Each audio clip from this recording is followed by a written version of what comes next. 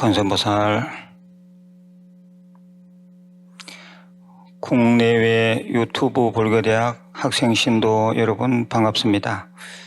우리 유튜브 불교대학은 인터넷 불교대학이라고 볼 수 있습니다. 정통 불교대학 학생이라는 자부심을 갖고 공부 수행해 주시면 큰 성취가 있을 것입니다. 그리고 주위에 구독 포교해 주시면 더욱 감사하겠습니다. 오늘 제가 만든 한자 승어는 뜻풀이부터 말씀드리겠습니다. 기회 있을 때 보시하면 복덕은 어느 때고 반드시 돌아온다. 유기회적 보시 복덕 필귀하시라.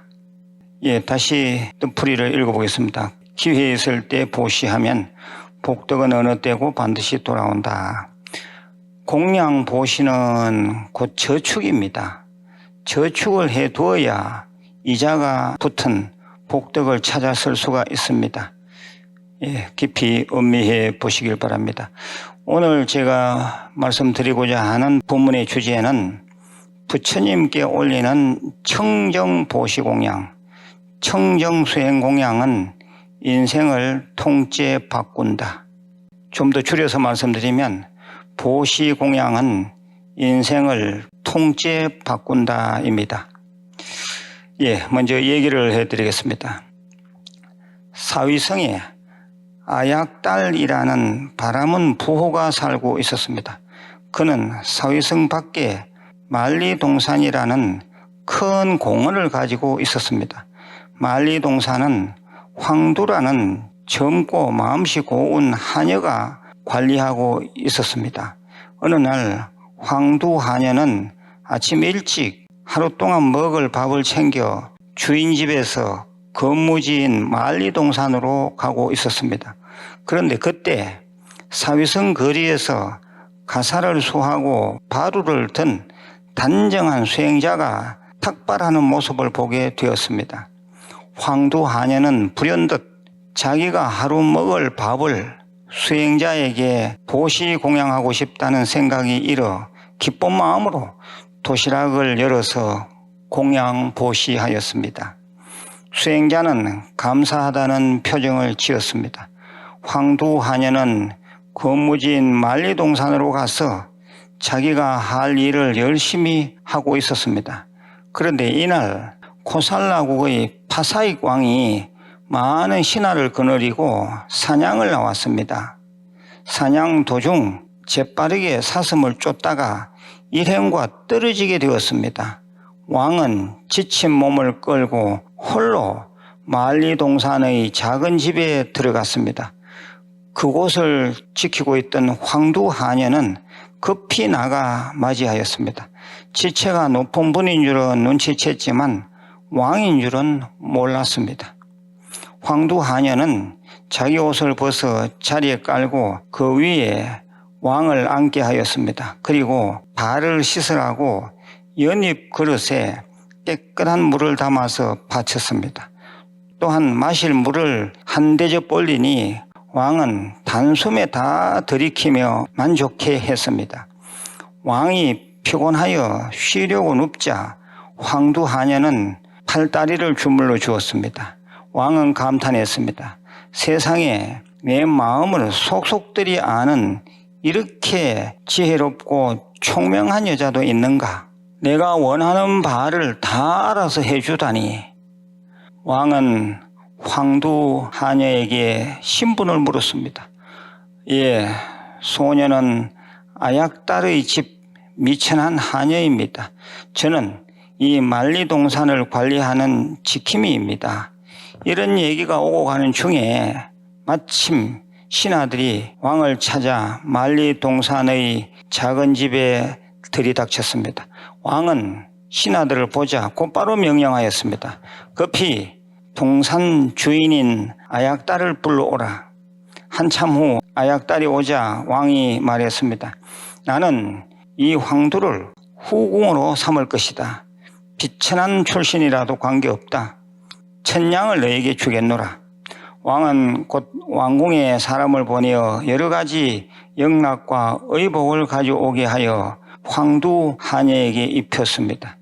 황두하녀는 하루아침에 왕비의 몸이 되었습니다. 그녀는 후궁 생활을 하며 틈틈이 여러 가지 기회를 익혀 산수, 독서, 회화, 음악, 무용 등에 두루 통달하였습니다. 그녀는 만리동산에서 왔다 하여 만리 부인으로 불리웠는데 왕의 총애를 한몸에 받았으며 마침내 500명 후궁 가운데 제1왕비로 선발되었습니다. 만리 왕비는 어느 날 곰곰이 생각했습니다. 내가 이런 복락을 누리게 된 원인이 무엇일까? 만리 왕비는 자기가 받는 복이 파사익 왕을 만나던 날 아침에 하루의 음식을 수행자에게 공양 보상 공덕이라는 것을 확신하였습니다. 그래서 좌우 시녀들에게 그때 당시 그 수행자의 인상 차기를 말해주며 누군지를 알아보라고 지시하였습니다. 그런데 모든 시녀들의 공통 의견이 그분은 바로 서가모니 부처님이라는 것이었습니다. 만리 왕비는 그 말을 듣고 왕궁을 나와 기원정사로 향했습니다.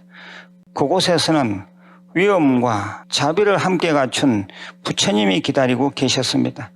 만리 왕비는 부처님께 오체투지의 예를 올리고 법문을 청했습니다. 그러자 부처님은 만리 왕비의 수준에 맞는 말씀을 해 주셨습니다. 화를 잘 내면 얼굴이 미워지고 인색하여 보시할 줄 모르면 가난해지고 질투심이 많으면 신분이 낮아지느니라. 이리하여 만리 왕비는 이날 부처님으로부터 불법성 삼부의 귀, 평생 올바른 우바이로 살아갈 것을 맹세하고 오계를 받아 수지하였습니다. 이후 만리 왕비는 평생 신심 깊은 불자로서 잘 살았습니다. 만리 왕비는 파사이 왕을 내주함에도 손색이 없어서 나라가 태평성대를 이루었습니다. 이상 대충 얘기는 끝났습니다. 이 이야기에서 우리들이 살필 수 있는 것은 단 한 번의 청정 공양 보시로도 사람의 운명은 바뀐다는 것입니다. 그 때문이냐고 반문할 수도 있겠지만 한 가지 분명한 사실은 부처님과의 이러한 일련의 만남을 통해서 만리 왕비는 그 인생이 180도 달라졌습니다. 부처님을 통해서 공양보시의 큰 기쁨이 있었고 그것이 계기가 되어 후일 부처님께 계를 받고 참다운 불자가 되었습니다. 부처님의 가르침을 늘 실천 수행하다 보니 스스로도 행복하였지만 국가와 백성 모두가 행복하였다는 사실입니다. 시청자 여러분 그리고 불자 여러분, 부처님과의 인연은 정말 대단합니다.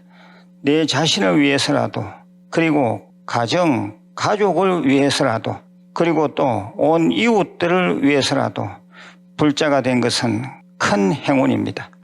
항상 부처님께 물질로서 청정 보시 공양 올리시고 또 항상 부처님께 마음으로서 청정 수행 공양 올리시길 바랍니다. 위의 만리 왕비처럼 부처님이란 렌즈를 통하면 인생은 밝아 보이고 세상은 아름다워 보입니다.